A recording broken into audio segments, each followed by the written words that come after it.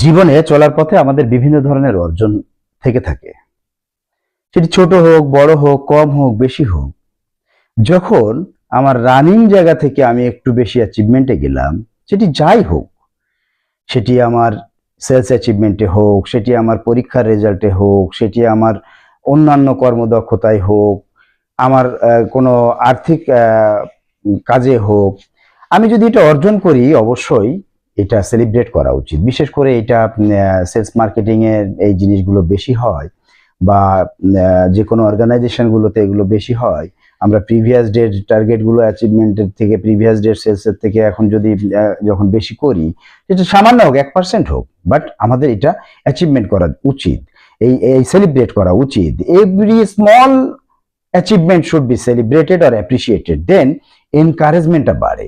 দেন আর একটা ধাপ আগানোর জন্য এমপ্লয়ি যারা থাকে, স্টেক হোল্ডার যারা থাকে, তারা মোটিভেটেড হয়। তাদেরকে মোটিভেটেড করার জন্য হইলেও এই ধরনের কাজগুলি করা উচিত আমাদেরকে। আমরা অনেক সময় ভুলে যাই এগুলো করতে, বা অনেক সময় করি না। এই তো সামান্য অ্যাচিভমেন্ট একটু বাড়তি হয়েছে, তাতে কি হয়েছে? না, নেভার এভার। আমাদের সবসময় খেয়াল রাখতে হবে, ছোট্ট একটি অ্যাচিভমেন্টকেও সেলিব্রেট করতে হবে, যাতে পরবর্তী একটা টার্গেট আমরা নির্ধারণ করতে পারি পরবর্তীতে যাওয়ার জন্য। ধন্যবাদ।